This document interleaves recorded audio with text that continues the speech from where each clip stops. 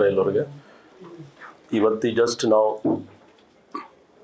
Hotel puffs bars ಅದು ಒಂದು ಪೊಲೀಸವ್ರ ಜೊತೆಗೆ ಮೀಟಿಂಗ್ ನಾವು ಮಾಡಿದ್ದೀವಿ.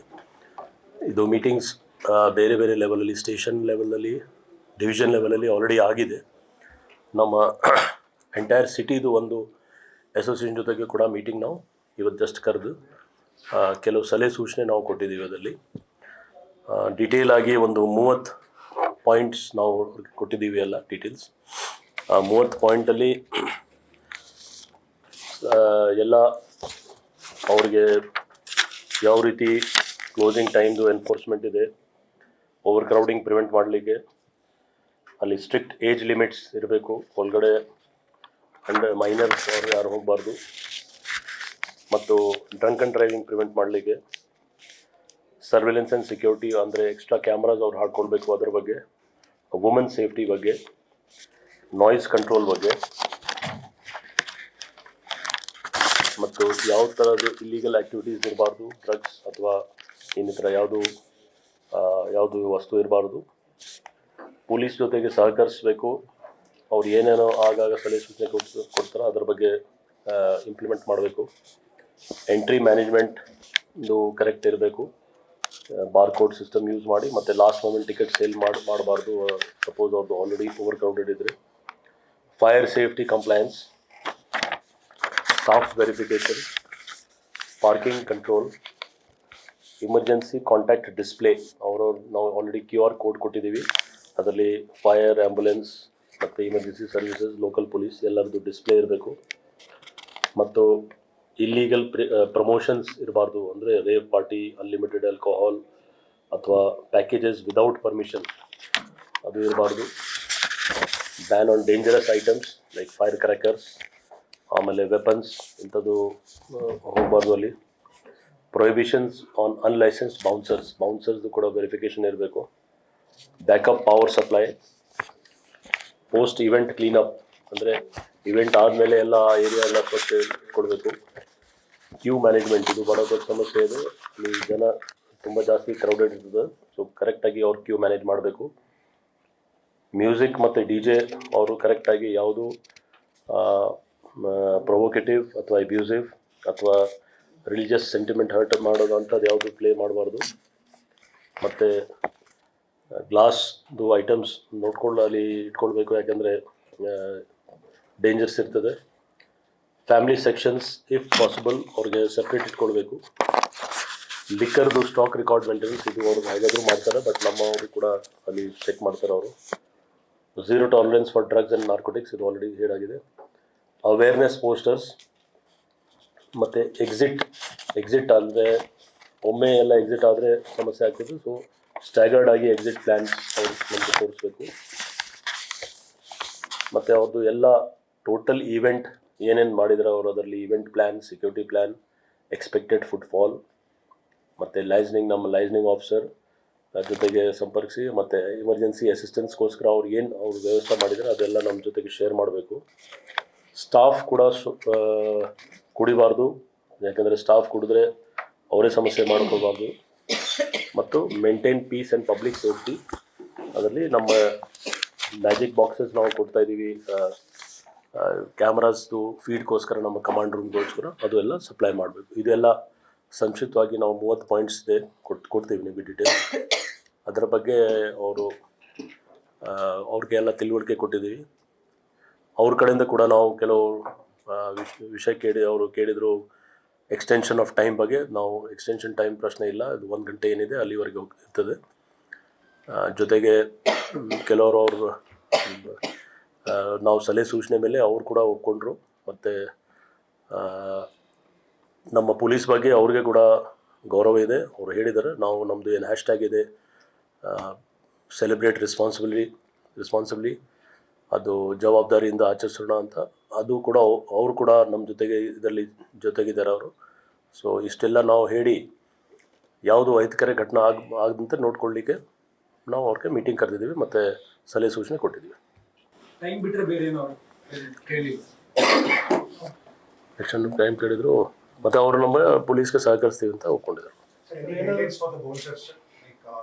when you compare to a few more years ago, when it happened in up near this Sholay Circle, a bouncer had been murdered because he just pulled out one of the customer who misbehaved. He pulled him out, and the customer was waiting for him, and he was murdered on the main road.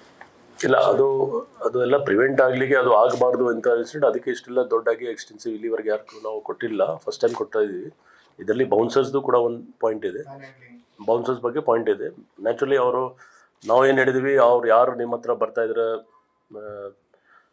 Enjoy ಮಾಡಲಿಕ್ಕೆ evening, ಅವ್ರು ನಿಮ್ಮ guest. So ಗೆಸ್ಟ್ಗೆ ನೀವು ಯಾವ ರೀತಿ ಇಟ್ಕೊಳ್ತಾರೋ ನೀವು ಆ ಥರ ಇಟ್ಕೊಳ್ಳಿ. ಬರೀ ಬಿಸ್ನೆಸ್ ಪಾಯಿಂಟ್ ಆಫ್ ವ್ಯೂ ನೋಡಿದ್ರೆ ಆಗಲ್ಲ. ನೀವು ಗೆಸ್ಟಾಗಿ ನೋಡಿಕೊಂಡ್ರೆ ಬಿಸ್ನೆಸ್ ಕೂಡ ಮಾಡ್ತೀವಿ ನೀವು. ಬಟ್ ಏನಾದ್ರು ಸಮಸ್ಯೆ ನಿಮ್ಮ ಹೋಟೆಲ್ ಪ್ರೆಮಿಸಸಲ್ಲಿ ಆದರೆ ತಕ್ಷಣ ನಮ್ಮ ಪೊಲೀಸ್ ಗಮನಕ್ಕೆ ತರಬೇಕು. ಯಾಕೆಂದರೆ ಪೊಲೀಸವರು ಸಾಕಷ್ಟು ಸಂಖ್ಯೆಯಲ್ಲಿ ಎಲ್ಲ ಕಡೆ ಇರ್ತಾರೆ. ಸೊ ಯಾವುದೂ ನಂತರ ನಮಗೆ ಗೊತ್ತಾಗಿ ನೀವು ನಮಗೆ ಲೇಟಾಗಿ ಮಾಹಿತಿ ಕೊಟ್ಟ ಮೇಲೆ then we will take action against you also. ಅದಕ್ಕೋಸ್ಕರ ಎಲ್ಲ ಕಡೆ ಕ್ಯಾಮ್ರಾಸ್ ಇದೆ, ಸ್ಪೆಷಲಿ ಅವ್ರ ಅಂಗಡಿ ಎದುರುಗಡೆ ಕ್ಯಾಮ್ರಾ ಇರ್ತದೆ. ಸೊ ಯಾವುದೂ ಸಮಸ್ಯೆ ಇರಬಾರ್ದು. ವಿಶೇಷವಾಗಿ ಅವ್ರದ್ದು ಇಂಟರ್ನಲ್ ಸಮಸ್ಯೆ ನೀವು ಔಟ್ಸೈಡ್ ಮಾಡಿಬಿಟ್ರೆ ನಾಳೆ ಲಾ ಆರ್ಡರ್ ಪ್ರಾಬ್ಲಮ್ ಆಗ್ಲಿಕ್ಕೆ ಚಾನ್ಸ್ ಇದೆ. ಸೊ ಮೊದಲೇ ನೀವು ಏನು ಹೇಳಿದರೆ ಸಮಸ್ಯೆ ಆ ಥರ ಇದ್ದರೆ ತಕ್ಷಣ ಪೊಲೀಸ್ಗೆ ಹೇಳಿದರೆ ನಾವು ಅದರ ಬಗ್ಗೆ ಕ್ರಮ ತಗೊಳ್ಳಿಕ್ಕೆ ಆಗುತ್ತೆ. ಕ್ರೌಡ್ ಲಿಮಿಟೇಷನ್ ಬಗ್ಗೆ ನಾವು ನೋಡಿ, ಇದರಲ್ಲಿ 2 ಟೈಪ್ ಕ್ರೌಡ್ ಇರ್ತದೆ. ಒಂದು, ಕೆಲವರು ಆಲ್ರೆಡಿ ಪಬ್ ಬಾರಲ್ಲಿ ಕೂಪನ್ಸ್ ಟೋಕನ್ ಅಥವಾ ಟಿಕೆಟ್ಸ್ ಪರ್ಚೇಸ್ ಮಾಡಿ ಹೋಗ್ತಾರೆ ಅವರು. ಅಂಥವ್ರಿಗೆ ಲಿಮಿಟೆಡ್ ಏನು ಇದೆ, ಎಷ್ಟು ಕೆಪಾಸಿಟಿ ಇದೆ ಅಷ್ಟೇ ತೊಗೊಳ್ಬೇಕು ಅಂತ ಇನ್ಸ್ಟ್ರಕ್ಷನ್ ಇದೆ. 2ನೇ ಕ್ರೌಡ್ ಕೆಲವರು ಆನ್ಲುಕರ್ಸ್ ಬರ್ತಾರೆ ನೋಡಲಿಕ್ಕೆ. ಸೊ ಇದು ಸ್ಟೇಟ್ ಫಂಕ್ಷನ್ ಇಲ್ಲ, ಇದರಲ್ಲಿ ಯಾವುದು ಕಂಬೈನ್ಡ್ ಆಗಿ ಅಡ್ಮಿನಿಸ್ಟ್ರೇಷನ್ ಕಡೆಯಿಂದ ಯಾವುದು ಫಂಕ್ಷನ್ ಇಲ್ಲ. ಆದರೆ ಜನ ಒಂದು ಕ್ಯೂರಿಯಾಸಿಟಿ ಇರ್ತದೆ, ಬರ್ತಾರೆ ನೋಡಲಿಕ್ಕೆ. ಸೊ ಅಂಥವ್ರ ಬಗ್ಗೆ ಮಿತಿ ಮೀರಿ ಹೋದರೆ ಖಂಡಿತ ನಾವು ಅವ್ರಿಗೆ ಕಂಟ್ರೋಲ್ ಮಾಡ್ತೀವಿ. ಆ ಏರಿಯಾದಲ್ಲಿ ನಮ್ಮದು ಎಲ್ಲ ಕ್ಯಾಮ್ರಾಸ್ ಇದೆ, ನಮ್ಮ ಪೊಲೀಸವ್ರು ಇರ್ತಾರೆ. ನಮ್ಗೆ ಮಾಹಿತಿ ಬಂದರೆ ಜಾಸ್ತಿ ಜನದಲ್ಲಿ ನಾವು ಒಳಗೆ ಬಿಡಲ್ಲ ಆ ಏರಿಯಾದಲ್ಲಿ. ಯಾವುದು ಅಂದ್ರೆ ಪಾರ್ಟಿ ದಿನ ಅಲ್ಲಿರೋಂಥ ಇಲ್ಲ ಪಾರ್ಟಿ ಬರೋರಿಗೆ ರೇಟ್ಸ್ಗಳನ್ನ ಜಾಸ್ತಿ ಮಾಡಿರ್ತಾರೆ ಇಯರ್ ಎಂಡ್ ದಿನ. ಸೊ 1 to ಡಬಲ್ 500 ಸಿಗೋದನ್ನ 1000, 1200, 300 ರೈಸ್ ಮಾಡಿರ್ತಾರೆ ಇಯರ್ ಎಂಡ್ ಅಂತೇಳಿ ಒಂದು. ಎರಡನೇದು ಈ ಟ್ರಾಫಿಕ್ ಅವ್ರಿಗೆ ಇಲ್ಲ ಲೈಕ್ ಎಲ್ಲೋ ಬೋರ್ಡ್ಸ್ ಅವ್ರು ಬರೋರು ಕೂಡ ಅವತ್ತು ರೇಟ್ಸ್ಗಳನ್ನ ಜಾಸ್ತಿ. ಅದಕ್ಕೆ ಏನಾದ್ರು ನಿಗಾ ವಹಿಸಕ್ಕೆ ಏನಾದ್ರು ಇಲ್ಲ ಅದು ಸಪ್ರೇಟ್ ಇದೆ. ಅದು ನಾವು ಆಲ್ರೆಡಿ ನಮ್ಮ ಪ್ರೆಸ್ ಬ್ರೀಫಿಂಗಲ್ಲಿ ಮಂಡೇ ಹೇಳ್ತೀವಿ. ಮಂಡೇ ನಮ್ಮದು ಪ್ರೆಸ್ ಮೀಟ್ ಇರ್ತದೆ.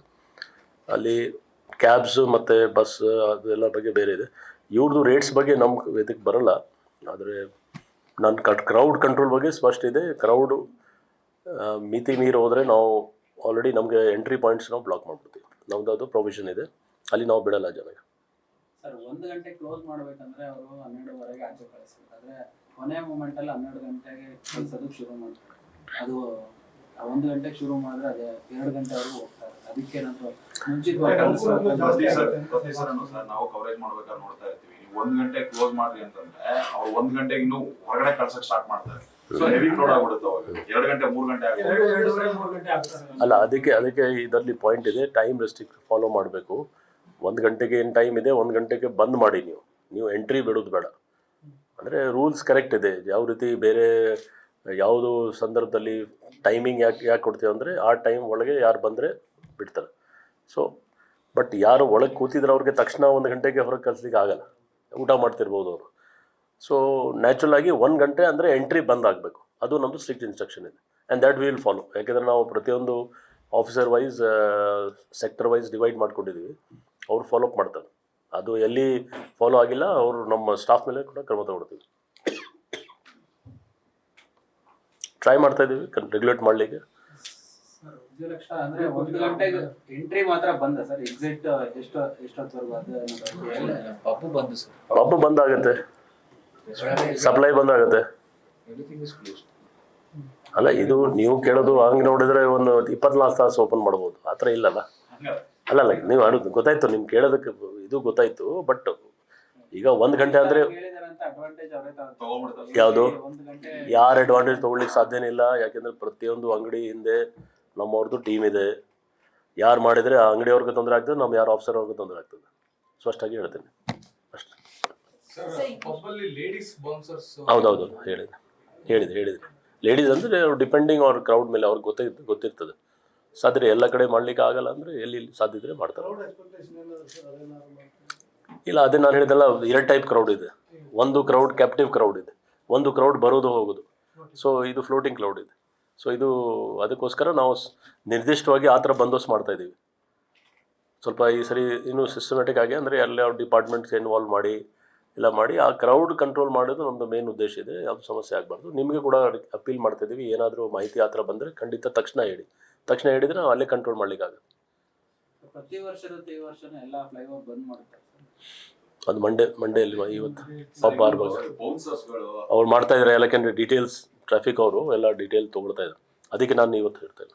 ಸೊ ಬೌನ್ಸರ್ಸ್ಗಳು ಸರ್ ಅಂದ್ರೆ ಈಗ ಯಾರೋ ಪಾರ್ಟಿ ಮಾಡಲ್ ಇರ್ತಾರೆ, ಹೊರಗಡೆ ಹೋಗ್ಬೇಕಾರೆ ಅವ್ರನ್ನ ತಳ್ಳಾಡೋಂಥದ್ದು, ಹೊಡೆಯೋಂಥದ್ದು ಅದು ಇದು ಆಗ್ತಿರುತ್ತೆ ಸರ್. ಅದೇ ಅದ್ರ ಬಗ್ಗೆ ಇನ್ಸ್ಟ್ರಕ್ಷನ್. ಅದೇ ಹೇಳಿದಲ್ಲ, ಬೌನ್ಸರ್ಸ್ ಮೀನಿಂಗ್ ಏನಂದ್ರೆ ಹೊಡಿಬೇಕು ಅಂತ ಇಲ್ಲಲ್ಲ.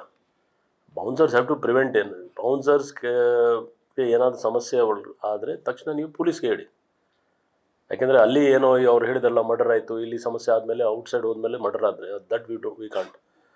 ಆದರೆ ನಾವು ಬಿಡೋದಿಲ್ಲ. ಆ ಕನ್ಸರ್ನ್ಡ್ ಅಂಗಡಿ ಮೇಲೇ ಕೂಡ ಆ್ಯಕ್ಷನ್ ತೊಗೊಳ್ತೀವಿ ನಾವು. ಯಾಕೆಂದರೆ ಅವರು ನಮ್ಮ ಗಮನಕ್ಕೆ ತರಬೇಕಾಗಿತ್ತು ಅಲ್ಲಿ ಒಳಗಡೆ ಏನೋ ಸಮಸ್ಯೆ ಆಗಿದೆ. ಸಮಸ್ಯೆ ಯಾವುದು ಸಡನ್ನಾಗಿ ಆಗಲ್ಲ. ಮತ್ತು ಸಮಸ್ಯೆ ಆ ಥರ ಆದರೆ ಖಂಡಿತ ನಮ್ಮ ಮಾಹಿತಿ ಕೊಟ್ಟರೆ ನಾವು ಅವ್ರ ಮೇಲೆ ಮಾತಾಡೋದು.